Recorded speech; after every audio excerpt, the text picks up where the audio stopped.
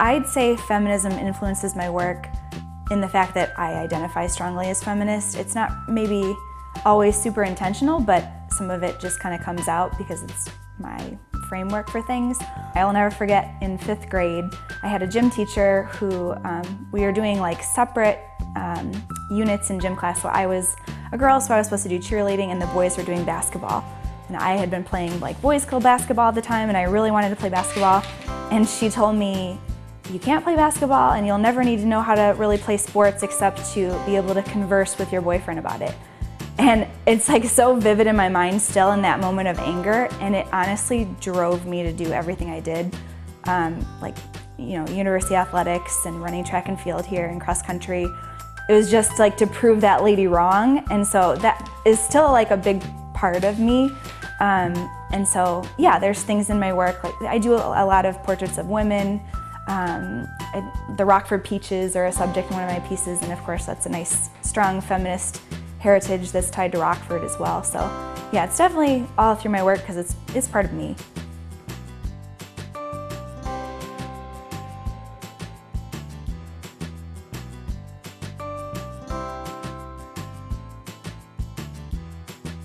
My name is Ellie Pinzarrone, and I am a mixed media embroidery bead artist.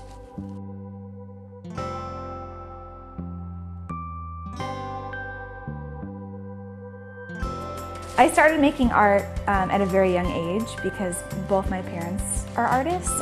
So my dad is an airbrush artist, my mom is a watercolor artist and art and art history teacher. So her studio was in the attic and my dad's was in the basement. And so art was everywhere, student work was everywhere. All of our family friends were artists, so I didn't really know any different. And I always knew I would make things, and I never have stopped making things, but I didn't always know it would be my profession. I'd say that's more of like a recent awakening. And I've always done it on the side of other things. Let's see, I started as an undergrad student at University of Illinois back in the olden days. I started as a US history major. I contemplated going to law school, so it was kind of lost. And then I started taking a ton of those art history classes and just never stopped. And that was when, you know, my spirit kind of really came alive, and I never wanted to turn back from making art or studying art history.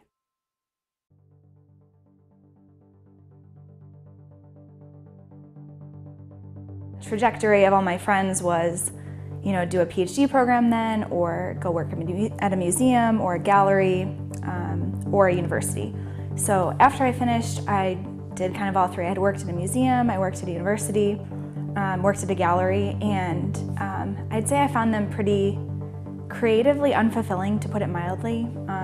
So then I started making a lot of art and teaching actually at a small community college in kind of southwestern Illinois.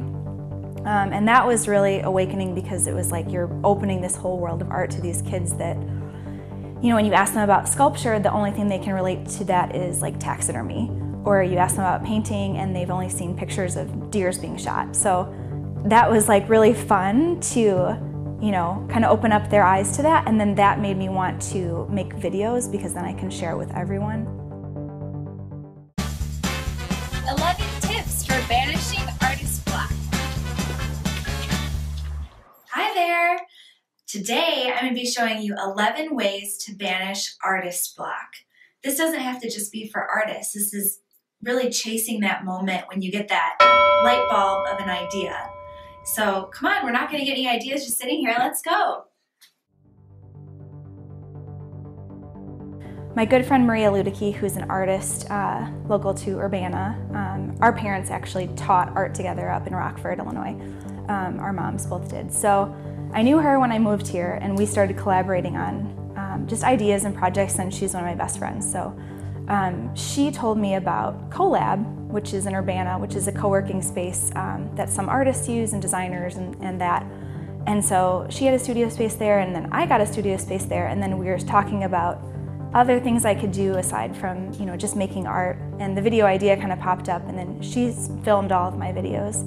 And they're just kind of things that I wanted to say that I felt would be like fun for people. I feel like there's a big misconception when the general public hears about art or lots of people feel like outsiders to the art world, and so my goal with those videos is to break down that misconception and make people feel more at ease when they're looking at art or talking about art. So it's kind of just tools for everybody to use and make art more fun. The way I got started with beads and embroidery and that kind of thing that I do now, actually it was a unit in our high school art class was to do, you could do printmaking or you could do like embroidery bead stuff. So I picked the embroidery one and kind of just kept making them on the side from high school onward. Did it all the way through college, even though I wasn't really focused on art. I'd say one, I really like the opulence and the glittery, the fun colors. It's just a fun medium, I'd say, and people feel that fun when they look at it. It's also the slightly kind of sculptural quality that you can get from that medium, that it's not just flat and you can really get some interesting dimension. And then I'd say thirdly, it's that connection to a medium that women have used forever. That is an intentional connection, I'd say, and you know, feminist artists much earlier than me have been using those mediums, so I owe my gratitude to people like Miriam Shapiro and Faith Ringgold. And I saw a lecture that Faith Ringgold did when I was in high school, and that really moved me as well towards like textile medium.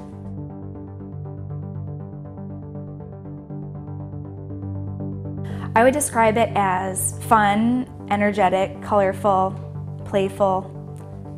Those would be kind of the words I would choose. I want my art to really be accessible to people.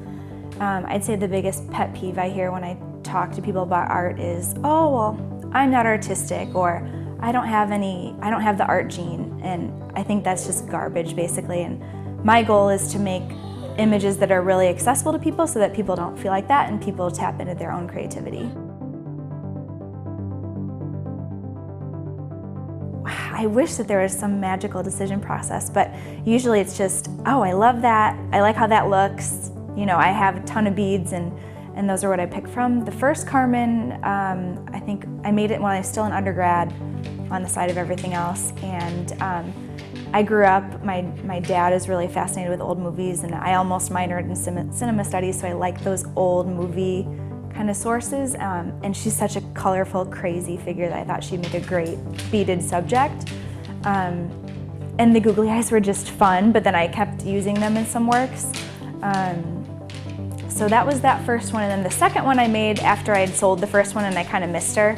And I used some beads on her that I got from Betsy Youngquist. So she had some really cool, like, tiny little flowers that she'd gotten from the Ukraine or Russia or something. And so I used those in there, and yeah, she's just so colorful. She's a fun subject. Like I said, I'm a lover of cinema, and I've actually given some lectures on like Kubrick and Hitchcock, and I think Wes Anderson is kind of like a newer, I mean, he's in the visual style of Kubrick almost, that symmetry and that attention to cinematography and, you know, the beautiful sets and all of that. So I think that I was really inspired after I saw the Grand Budapest Hotel, just that whole, all of the art within it. And so I wanted to do my own version, so it ended up being kind of like a Taj Mahal kind of piece. I'd always wanted to do some more like architectural things, because I do a lot of, you know, single subjects or sitters, so something that was more architectural and a little bit more detailed. So I made that in the spring of this last year, and Maria, my friend, actually came up with the title. She was like, it's the Grand Budapest Hotel. And I was like, that's genius, I'm gonna steal that. My mom, in the late 90s, did a whole series of like little creatures fighting off big creatures, and really like pointy kind of, so like foxes and sharks and eels and stuff like that. And so I was really inspired by those. I always loved those pieces, and she never really shows them, and they're some of my favorites, so I wanted to do kind of a take on that. So I did the jeweled jaws, so I used, I think the eyeball in jeweled jaws I got from Betsy, the one on that big shark, but just kind of making him like scary but also beautiful, and just really colorful. I have so much fun like picking out the mats and the frames too. A lot of times, as you can tell, that's like a big part of that completion step for me, is picking out those things too. So pop culture, I think I use a lot to give kind of that fun element to the art, and it's an instant conversation starter and people are drawn to it really quickly. I'd say with some other art, people, when they go to a gallery, they feel like they should be having some kind of reaction, but they don't. I love Ellie Pinzarrone. I think she's underestimated as an actor. She's one of my favorite actors. I know that's terrible, but I always loved her in 9 to 5. That was one of my favorite movies. Of course, the feminist undertones in that. I love watching that boss that's sexually harassing them get his butt kicked, basically. So she's always been a hero, and so I wanted to do her as a subject. So that was the inspiration, and then I did all the little like Aquanet things in the background because of her big hair, and it was just fun. I mean, it's really just fun and things I like. Gabrielle Munter, I had never heard of until I went to grad school, but she was actually a friend of Wassily Kandinsky and in his same circle, and he stole kind of a lot of her ideas, and so it was kind of my, pay attention to her piece. That's one of my favorite ones that she did. She has this really interesting kind of like childlike style and influenced a lot by Bavarian folk art and really interesting kind of color combinations, and I've always really loved her work, so that was one of my favorites, is this figure looking out a window, kind of a day like today, a really chilly day with birds, and she's just eating breakfast, so I always like that one.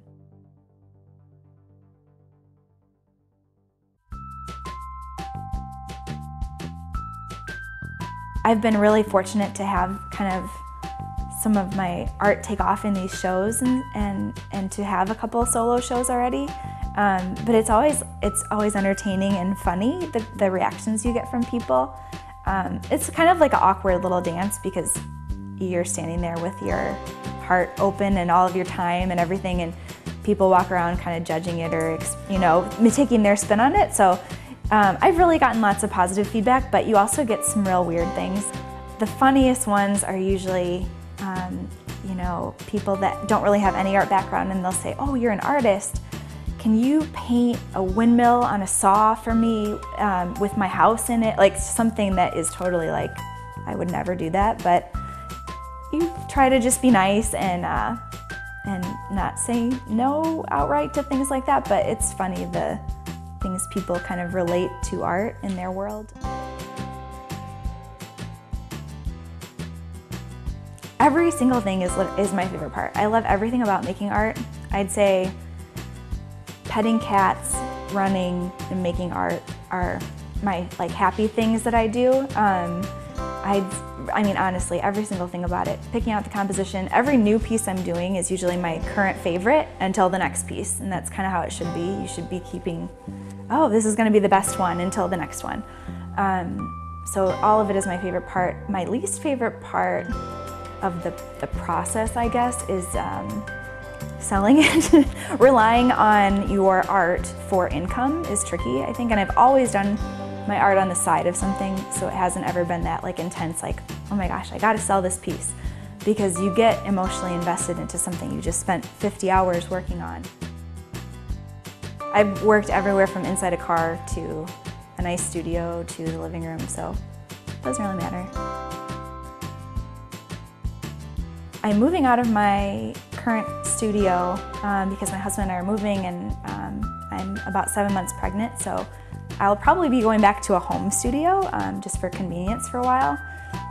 But my ultimate kind of goal for this year is just to make a lot more art.